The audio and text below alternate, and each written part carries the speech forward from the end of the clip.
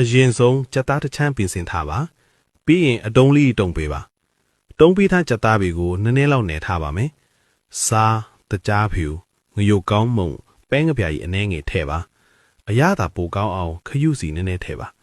ဟင်းခတ်မုံ13 spice pounder နည်းနည်းထည့်ပြီးတမအောင်နယ်ပေးပါနောက်ထပ်ပြောင်းပူးမုံအနှဲငယ်ထပ်ထည့်ပါတမသွားအောင်တေးသေးချာချာနယ်ပေးပါပြီးရင်မြေပြက်စီနည်းနည်းထည့်ပြီး10မိနစ်လောက်နှက်ထားပါ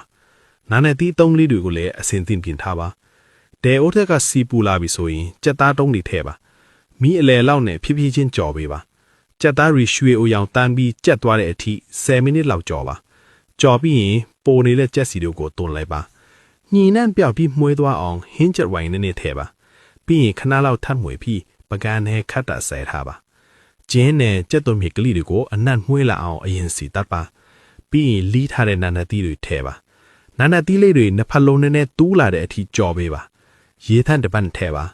အရသာအတွက်ခရုစီနဲ့တကြားဖြူအနှဲငယ်ထပ်ထည့်ပါပြီးရင်ကြက်သားတုံးတွေပြန်ထည့်ပါအိုးအဖုံးအုပ်ပြီးအရသာဝင်အောင်2မိနစ်လောက်တီထားပါဟင်းရည်ပစ်သွားအောင်ပြောင်းဖူးမှုံရည်နည်းနည်းထပ်ထည့်ပါမီးပြင်းပြင်းနဲ့မြန်မြန်လေးခဏလောက်ထပ်မှွေပေးပါနောက်ဆုံးမှာကြက်သွန်မီကလေးတွေဖြူးလိုက်ရင်ရပါပြီဒီလိုချက်တဲ့နာနာသီးကြက်သားဟင်းကတစ်စင်နတ်လေးနဲ့မွေးနေတာပဲကြက်သားကလည်းအရသာတော်တော်ဝင်းနေချိုချိုချင်းချင်းနဲ့သမင်းမြင်စေပြီးအရန်စားလို့ကောင်းပါလေ